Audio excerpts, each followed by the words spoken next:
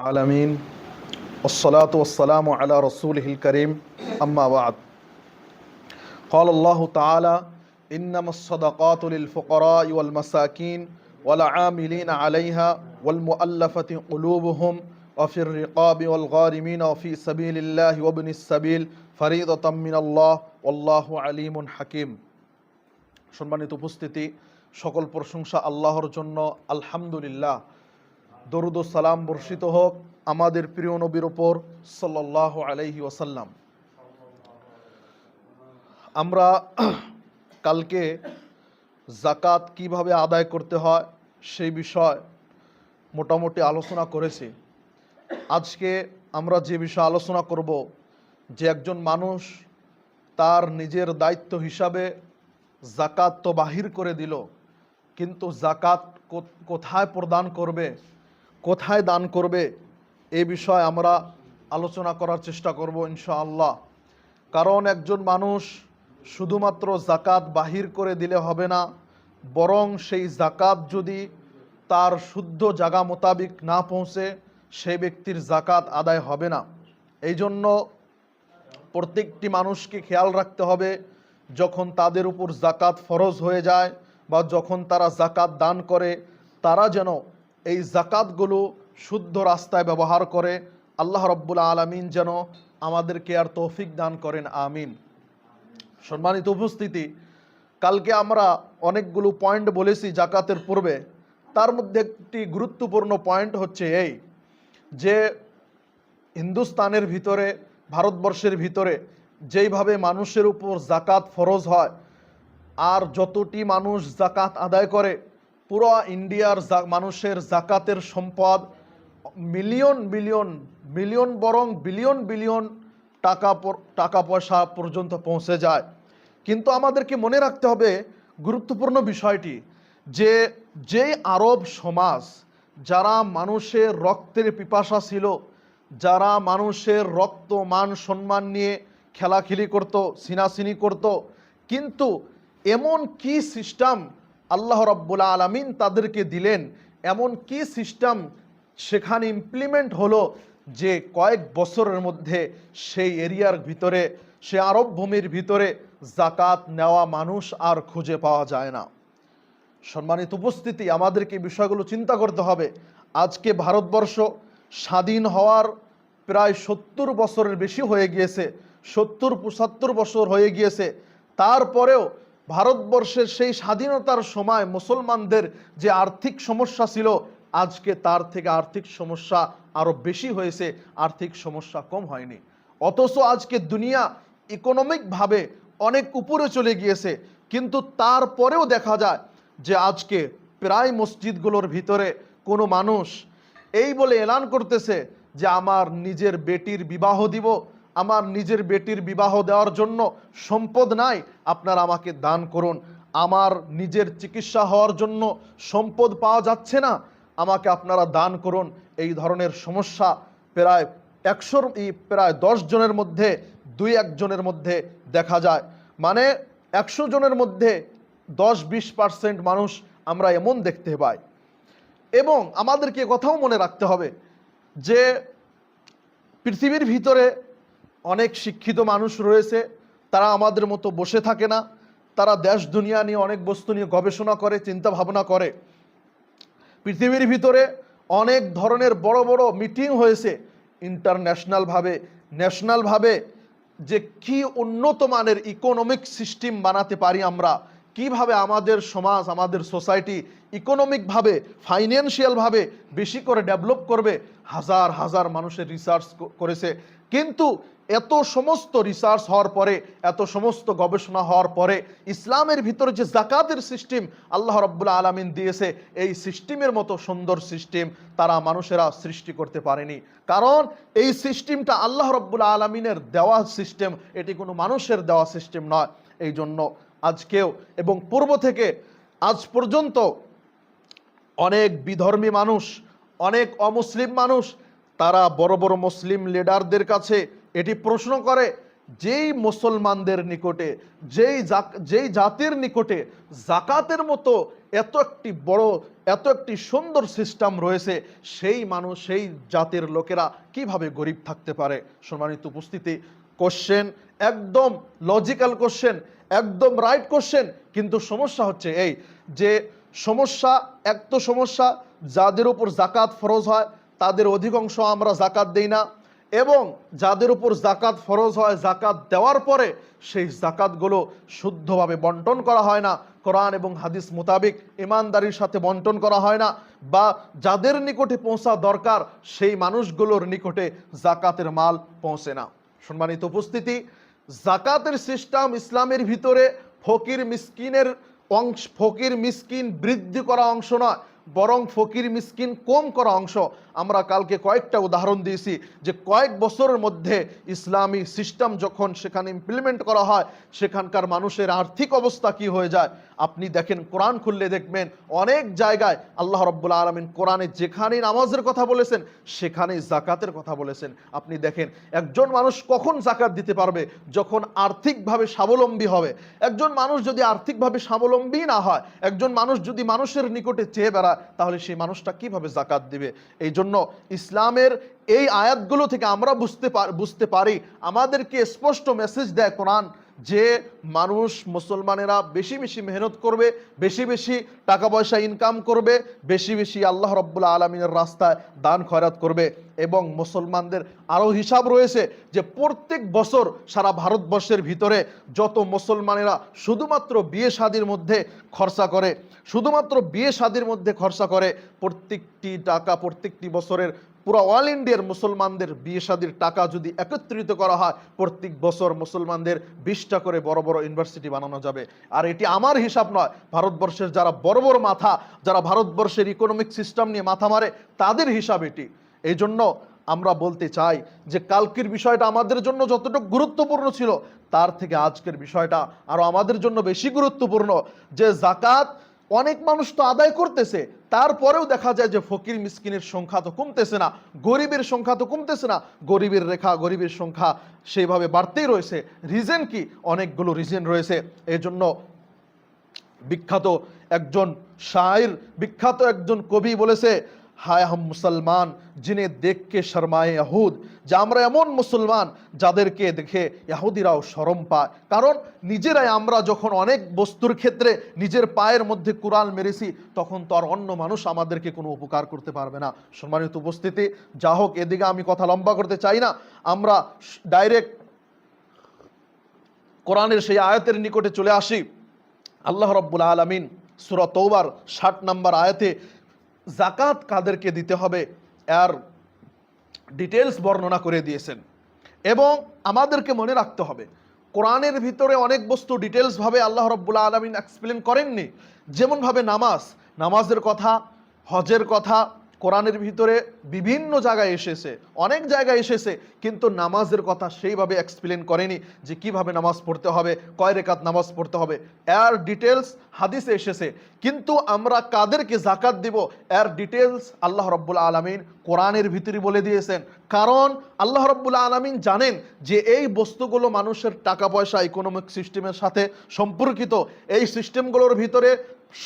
সিস্টেমগুলোর ভিতরে কারাপশন করাটা মানুষের জন্য বেশি পসিবল। এই জন্য আল্লাহ রাব্বুল আলামিন এই বস্তুটা 8 ধরনের শ্রেণী আল্লাহ রাব্বুল আলামিন কোরআনের ভিতরে সূরা তওবার 60 নম্বর আয়াতে আল্লাহ রাব্বুল আলামিন বর্ণনা করে দিয়েছেন। আল্লাহ রাব্বুল আলামিন বলেন, ইন্নামাস সাদাকাত, নিশ্চয় জাকাত। এখানে একটি বস্তু আমাদেরকে খেয়াল রাখতে হবে, আল্লাহ রাব্বুল আলামিন এখানে ইন্নামা ব্যবহার করেছে। ইন্নামাকে বলা হয় আদাতু হাসর, মানে ইন্নামা ঘিরে দেয়।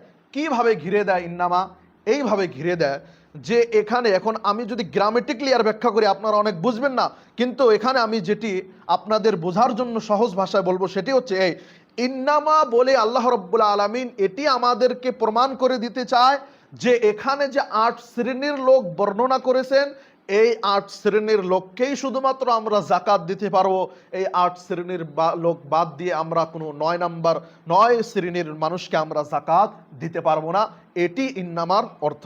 তারপরে আল্লাহ বলেছেন, ইন্নামাস সাদাকাতু লিল ফুকারা ওয়াল মাসাকিন, নিশ্চয় সাদাকা মানে জাকাত, এখানে সদাকা উদ্দেশ্য জাকাত। জাকাত কাদের জন্য? ফোকারা এবং মাসাকিন, মানে গরিব এবং ফকির মিসকিন। এখন তো এটা আম শব্দ, আমরা অনেক সময় শুনে থাকি ফকির মিসকিন, কিন্তু অ্যাকচুয়ালি রিয়েলিটিতে ফকির কাকে বলা হয় এবং মিসকিন কাকে বলা হয়, আপনি যখন এই বিষয়ে সার্চ করবেন বা কিতাবে দেখবেন বা আপনি ইউটিউবে সার্চ করবেন, অনেক ধরনের ডেফিনেশন পাবেন, কিন্তু সব থেকে উন্নত মানের ডেফিনেশন হচ্ছে যেই ডেফিনেশনগুলো দিয়ে আমরা অত সহজেই প্রত্যেকটি মানুষকে আমরা এটি নিজেরাই ডিসাইড করতে পারবো যে এই ব্যক্তি ফকির না এই ব্যক্তি মিসকিন। তার মধ্যে ফকির সম্পর্কে আমরা বলবো যে ফকির কাকে বলে। ফকির বলে, উদাহরণস্বরূপ একজন মানুষের নাম ধরে নিন হামিদ। হামিদের বাৎসরিক ইনকাম 50,000 টাকা। হামিদের বাৎসরিক ইনকাম অ্যাভারেজ 50,000 টাকা, আর তার বাৎসরিক খরচ হয় 1 লাখ টাকা, মানে আধা যতটুক ইনকাম তার থেকে ডাবল খরচ হয়ে যায়। কিন্তু হ্যাঁ, এখানে একটি গুরুত্বপূর্ণ পয়েন্ট আমাদেরকে মনে রাখতে হবে যে খরচের এখানে যে হিসাব ধরলাম, এটি কোনো লাক্সারি খরচ নয়, বরং জরুরিয়াত যতটুক ছাড়া সেই ব্যক্তি চলতে পারবে না, যতটুক জরুরিয়াত, যেমন মানুষের চাল ডাল সবজি, অসুখ বিসুখ হলে দাওয়া পানি, এতটুক যে জরুরিয়াত রয়েছে, এই জরুরিয়াতগুলো খরচা করে তার ডাবল খরচা হয়ে যায় তার যতটুক বার্ষিক ইনকাম রয়েছে। তো এইভাবে যখন যে ব্যক্তির ডাবল খরচা হবে তার ইনকাম থেকে, সেই ব্যক্তিকে আমরা ফকির বলবো। এবং যেই ব্যক্তির সেই আধা ইনকামের থেকে একটু বেশি থাকবে, বা আরও আমরা সহজ ভাষায় বলতে পারি যে একজন মানুষের বাৎসরিক ইনকাম 50,000 টাকা এবং তার খরচা হয়ে যায় ধরেন আরো 60,000 টাকা, 70,000 টাকা, মানে 1 লাখ হয় না, এই ব্যক্তিকে আমরা বলবো মিসকিন। তাহলে ফকির এবং মিসকিনের মধ্যে পার্থক্য রয়েছে। ফকির বেশি গরিব, মিসকিন তার থেকে একটু কম গরিব। আমরা এখানে একটি গুরুত্বপূর্ণ পয়েন্ট আমাদেরকে মনে রাখতে হবে যে ফকির মিসকিনকে আমরা কিভাবে জাকাত দিব। ফকির মিসকিনকে আমরা এই জাকাতের ভিতরে যে 8 শ্রেণীর লোক বলেছেন, এই 8 শ্রেণীর লোককে কি আমরা এই 8 শ্রেণীর লোককেই আমরা জাকাত দিব, না যে কোনো এক শ্রেণীর লোককে আমরা দিয়ে দিলে হবে, বা যে কোনো 2 শ্রেণীর লোককে আমরা দিয়ে দিলে হবে? এই বিষয়ে শরীয়ত আমাদেরকে ছুট দিয়েছে যে আমরা 8 শ্রেণীর লোকদেরকেও দিতে পারবো, এবং আমরা যদি ইচ্ছা করি আমরা 1 শ্রেণীর লোককেও দিতে পারবো। কিন্তু হ্যাঁ, এখানে যে গুরুত্বপূর্ণ পয়েন্ট, সেই পয়েন্টগুলো আমাদেরকে মনে রাখতে হবে। আসলে আমি কিছু কথা, এমন কথা যে কথাগুলো না বললে আসলে টপিকটা পূর্ণ হবে না, আমি শুধুমাত্র ওই কথাগুলি বলার চেষ্টা করি। তারপরেও যদি একটু সময় বেশি হয়ে যায়, টেনশন নেবেন না। দেখেন, এখানে অনেক বড় কথা রয়েছে, যেই বস্তুগুলো সম্পর্কে অনেক আম মানুষ একদম বেখবর, কিছু জানে না সেই বস্তুগুলো কি। সেই বস্তুগুলো, তার মধ্যে একটি গুরুত্বপূর্ণ পয়েন্ট হচ্ছে যে ইন্ডিয়ার ভিতরে অনেক ধরনের ট্রাস্ট রয়েছে, ইন্ডিয়ার ভিতরে অনেক ধরনের প্রতিষ্ঠান রয়েছে, অনেক ধরনের ফাউন্ডেশন রয়েছে, অনেক ধরনের বস্তু রয়েছে যারা মানুষের নিকট থেকে জাকাতের মাল একত্রিত করে গরিব মিসকিনদেরকে বন্টন করে দেয়। আমাদেরকে মনে রাখতে হবে এখানে যে এইভাবে একজন যে কোনো একটি ক্ষেত্রে, যে কোনো একটি ফাউন্ডেশন জাকাতের মাল একত্রিত করতে পারে, তার একটি হক রয়েছে। কিন্তু সমস্যা হচ্ছে যে যেইভাবে বন্টন করা দরকার সেইভাবে বন্টন হয় না, বরং 100-র মধ্যে 80-90% এখানে কারাপশন হয়। আমি এখানে কারাপশন শব্দ ব্যবহার করতেছি কারণ এখানে আরো ব্যাকগ্রাউন্ডে আরো অনেক কথা রয়েছে, প্রত্যেকটি বস্তু বলতে গেলে রাত চলে যাবে। আমি বলতেছি যে এই ধরনের ফাউন্ডেশন, এই ধরনের ট্রাস্ট, এই ধরনের মাদ্রাসা মসজিদের যে কোনো বস্তুর নাম দিয়ে যারা জাকাত একত্রিত করতেছে, তাদের জন্য কর্তব্য যেইভাবে গরিব আমিরদের মানে ধনীদের নিকট থেকে মাল একত্রিত করেছে সেইভাবেই তাদের টাকা গরিবদের নিকটে পৌঁছে দিবে। কিন্তু আজকে একটি ট্রেন চলেছে এই যে আমি 1 গ্রাম থেকে 2 গ্রাম থেকে বিভিন্ন জায়গায় থেকে বিভিন্ন স্টেট থেকে জাকাতের মাল একত্রিত করলাম, আর এখন তো অনেক জায়গায় বলা লাগে না, স্ক্যানার রয়েছে, আমরা দিয়ে দিলাম যেখানে আপনি ডোনেট করতে পারেন। অনেক মানুষ এমনিতেই ডোনেট করে দেয়, সে চিন্তা ভাবনা করে না যে আমি কোথায় ডোনেট করলাম না করলাম কি করলাম। তো আমরা অনেক জায়গা থেকে জাকাতের মাল একত্রিত করার পরে আমরা কি করলাম, আমরা ছোট ছোট কিট বানাই, আমরা যে এখানে কিছু ইফতারি কিছু সেমাই, কিছু খেজুর, কিছু চেনি, এই ধরনের কিট রেখে একজন সুন্দর করে একজন ক্যামেরাম্যানকে, একজন এডিটরকে দাওয়াত দিয়ে আমরা গরিব মিসকিনকে লাইন লাগিয়ে দিলাম, গরিব মিসকিনদেরকে দিতেছি, ক্যামেরা শ্যুট করতেছে। একদম ভুল সিস্টেম, এইভাবে চলবে না। শরীয়ত এইভাবে আমাদেরকে উদ্দেশ্য দেয়নি। এই ধরনের সিস্টেম যদি কিয়ামত পর্যন্ত থাকে, মানুষের গরিবের রেখা কোনোদিন কমবে না, বরং গরিবের রেখা সবসময় বেড়ে যাবে। এবং এই সিস্টেমগুলো 90% আজকে ইন্ডিয়ার ভিতরে হচ্ছে, এবং 100%-এর মধ্যে 2-1% হাতে গোনা, মানে আটার মধ্যে নুন যে কম পরিমাণ থাকে, এই কম পরিমাণ একদম অথেন্টিক কিছু ট্রাস্ট, কিছু ফাউন্ডেশন আছে যারা শুধুমাত্র আমির ধনীদের মালগুলো নিয়ে গরিব মিসকিনদের নিকটে সেইভাবে আমানত স্বরূপভাবে পৌঁছে দেয়। সম্মানিত উপস্থিতি, কালকে এই পয়েন্টটি আমি বলেছি যে ফকির, মিসকিন এবং যারা জাকাত উঠায়, এবং আরও 4 ধরনের, শুরুতে যে 4 ধরন, এই 4 ধরনের বস্তুর মধ্যে আপনি নিজে ইচ্ছা খরচ করে তাকে দিতে পারবো না, বরং যেই টাকা আমার জাকাতের বাহির হয়েছে সেই টাকা আমি দিব। এই জন্য ধনী মানুষদের জন্য কর্তব্য, যারা দেখবে আমার জাকাত যদি আমি এই ফাউন্ডেশনে, এই জায়গায়, এই সংস্থায়, এই অমুক ট্রাস্টে আমি যদি দেই, আর যদি আমার এটা জানা আছে যে এখানে শুদ্ধভাবে ব্যবহার হবে না, তাহলে আমার জন্য কর্তব্য আমি নিজে গিয়ে ফকির মিসকিনকে ডাইরেক্ট দিয়ে দিব।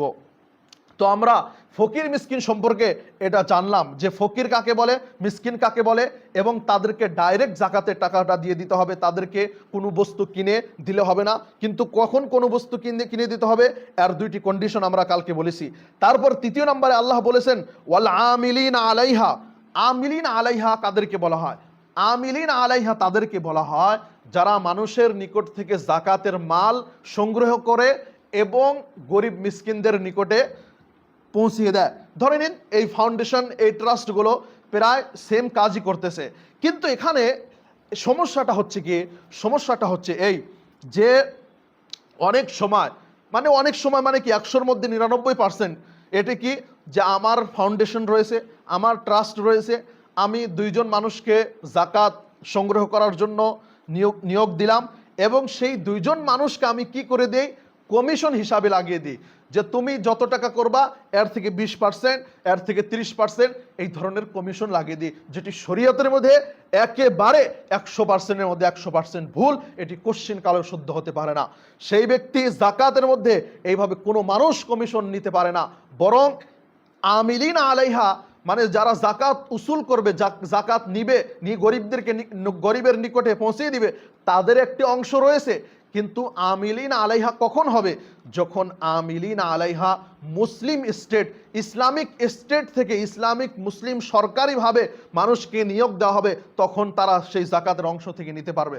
কিন্তু হ্যাঁ, এখানে একটি কথা রয়েছে, সেটি হচ্ছে এই যে ইন্ডিয়ার ভিতরে অনেক ধরনের মাদ্রাসা, অনেক ধরনের ট্রাস্ট মানুষের জাকাতের টাকা দিয়ে চলে, এবং সবাই তো আর সেই স্থানগুলোতে জাকাতের টাকা পৌঁছে দেয় না। কিন্তু তাও যদি আমরা 1 মিনিটের জন্য আমরা যদি বাধ্য হয়ে মেনেই নিই তাদেরকে, আমিলিনা আলাইহার লিস্টে যদি তাদেরকে মেনে নেই, কিন্তু তাদের জন্য শর্ত হচ্ছে তারা এখান থেকে কমিশন ভাবে টাকা নিতে পারবে না, বরং কি হিসাবে টাকা নেবে? মজুরি হিসাবে টাকা নেবে। আমি আজকে এই দিনে এতটুক মেহনত করেছি, এখন দেখতে হবে আমার মতো আরেকজন ব্যক্তি, কোনো কর্মচারী, কোনো মজদুরি ব্যক্তি, কোনো ওয়ার্কার ওই ধরনের আমার মতো মেহনত করলে তাকে কত টাকা দেয় মানুষ একটা সামাজিকভাবে, সেই হিসাবে মজুরি নিবে। বরং এখান থেকে কমিশন হিসাবে যে একটি ধান্দা শুরু হয়েছে, এটি সরাসর একদম ভুল, এটি শরীয়ত কোনোদিন সাপোর্ট করে না। তেমনিভাবে মাদ্রাসার জন্য অনেক মুচান্নিদ বানানো হয়েছে, যারা মাদ্রাসার জন্য চান্দা করে বেড়ায়, তাদেরকেও এইভাবে কমিশন সিস্টেম দেওয়া হয়েছে। এইভাবে কমিশন সিস্টেম ইসলামের ভিতরে জায়েজ নয়। এটি 3য় প্রকার হয়ে গেল। 4র্থ প্রকার হচ্ছে ওয়াল মুআল্লাফাতি কুলুবুহুম, মানে মুআল্লাফাতি কুলুবুহুম মানে কি? কুলুবুহুম যে এমন মানুষ, ধরে নিন অমুসলিম ব্যক্তি, কিন্তু দেখা যাচ্ছে সেই অমুসলিম ব্যক্তির নিকটে মুসলমানদের সাথে অনেক বস্তু, মানে মুসলমানদের অনেক বস্তু সেই অমুসলিমের হাতে রয়েছে।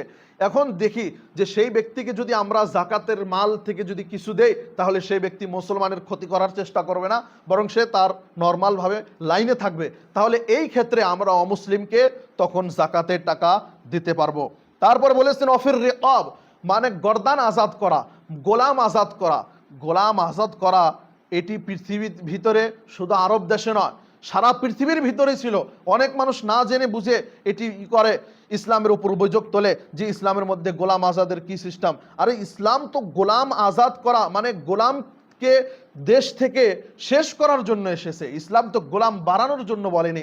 কারণ আপনি যখন ইসলামের তালিমাত, ইসলামের শিক্ষা পড়াশোনা করবেন, আপনি দেখবেন যে ইসলামের মধ্যে অনেক আমলের ফজিলতের মধ্যে বলা হয়েছে যে এই আমল করলে, এই আমল করো, বা এই বস্তুর কাফফারা হিসাবে তুমি গোলাম আজাদ করে দাও, এই ধরনের কথা বলা হয়েছে। এখন যেহেতু আমাদের সমাজের ভিতরে, আমাদের দেশের ভিতরে গোলাম আজাদের সিস্টেম নেই, গোলাম আজাদের সিস্টেম নেই, এই বিষয়ে আলেম ওলামারা কিছু মতভেদ করেছে। অনেক আলেম ওলামারা এই বিষয়ে গোলাম আজাদের ক্ষেত্রে বলেছে যে আমাদের মুসলমানদের মধ্যে অনেক নির্দোষী মুসলমান জেলখানায় পড়ে রয়েছে, কায়দি হিসাবে পড়ে রয়েছে। অনেক মুসলমান 20,000, 30,000, 40,000 টাকার জন্য জামিন হয়ে আসতে পারতেছে না, বা ক্যাশ তার থানার ভিতরে লটকানো রয়েছে, তার কোনো সমস্যা, তার কোনো সলিউশন বাহির হচ্ছে না। এই বিষয়কে আমরা দিতে পারবো কিনা, এই বিষয় এক ধরনের আলেম বলতেছে দিতে পারবে, এক ধরনের আলেম বলতেছে এরা এটি দিতে পারবে না।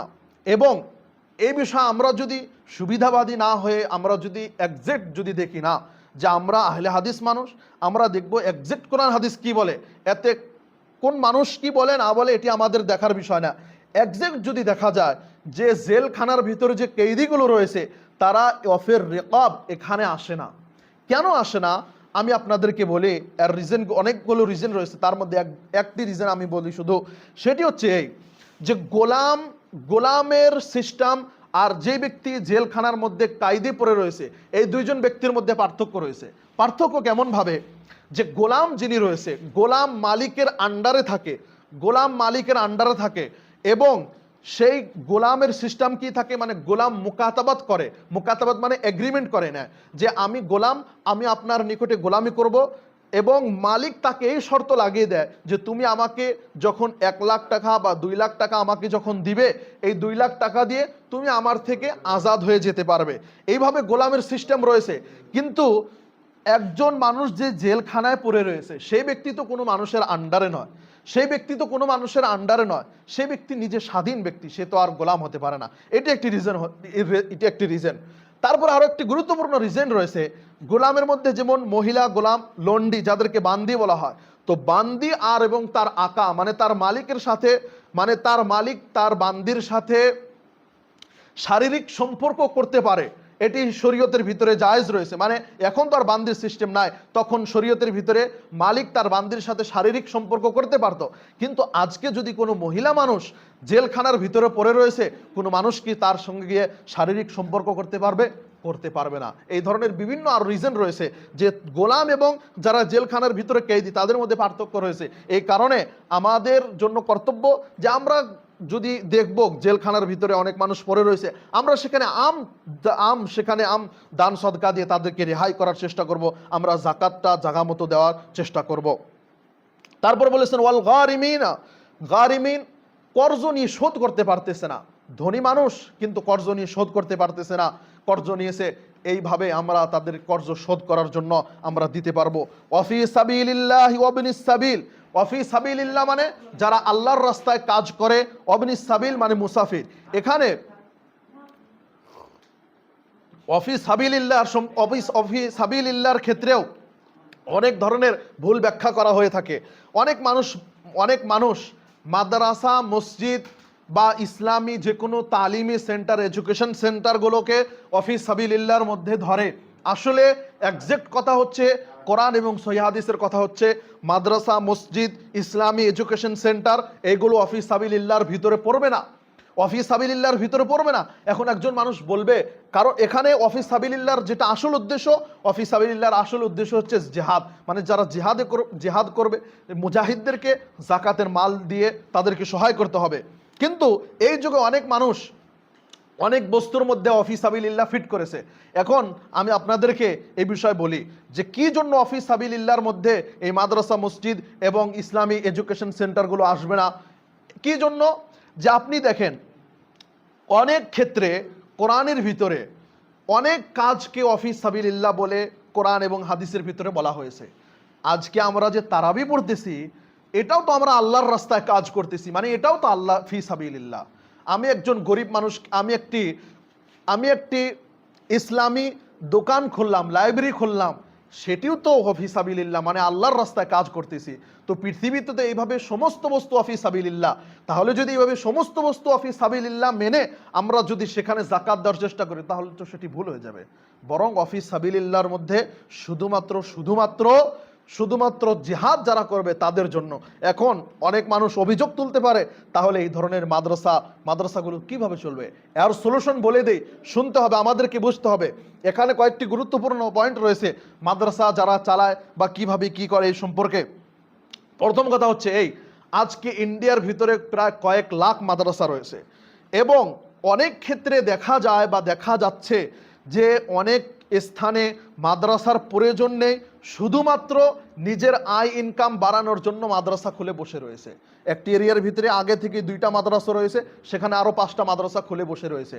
তো সেই মাদ্রাসাগুলোর তো আর প্রয়োজন নেই। এখন এক জায়গায় মাদ্রাসায় প্রয়োজন নেই, সে জায়গায় যদি আমি মাদ্রাসা খুলে আর এই ধরনের হাত পেতে বেড়াই, স্ক্যানার নিয়ে বেড়াই, তাহলে তো এটি সঠিক হবে না।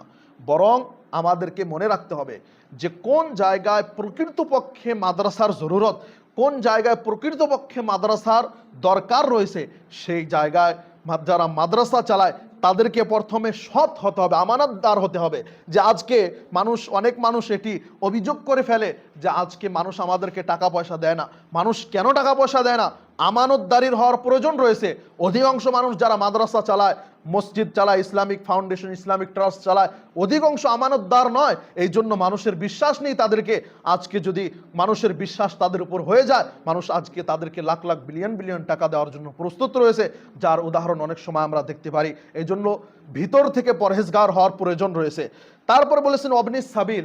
অবনিস সাবিল বলতে বলা হয় যে একজন মানুষ, ধনী মানুষ, সে তার এরিয়া থেকে আমাদের এরিয়া এসেছে, যে কোনো এরিয়া এসেছে, এরিয়া আসার পরে তাকে ডাকাত ধরে নিয়েছে। ডাকাত ধরে নেওয়ার পরে তাকে কাঙ্গাল বানিয়ে দিয়েছে, একদম পকেট কেটে নিয়েছে, কিছু নাই। তো সেই ব্যক্তিকে আমরা যাকাতের মাল দিয়ে সহায় করতে পারবো। এটি তো কোরআনের।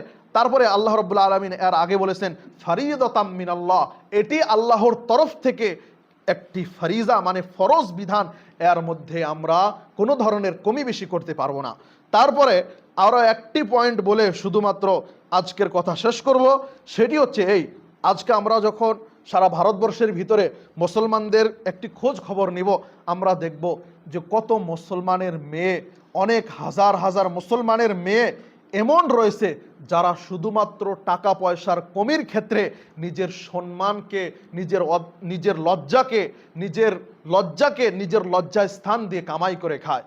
তো আমাদের মুসলিমদের জন্য কর্তব্য যে কোন কোন জায়গায় এই কাজগুলো হচ্ছে, আমরা সেই মানুষগুলোর যদি খবর নেই, তাদের যদি পর্যাপ্ত পরিমাণ টাকা পয়সার ব্যবস্থা করে দেয়, অনেক মানুষ এই কাজগুলো থেকে দূরে থাকবে। এবং অনেক ইন্টারভিউর ভিতরে এই বস্তুগুলো মানুষের সামনে উঠেছে, যে অনেক ইন্টারভিউর ভিতরে সেই মেয়েগুলো, সেই মহিলাগুলো বলেছে যে আমরা শুধুমাত্র আমাদের পেটের দুঃখে এই কাজগুলো করি।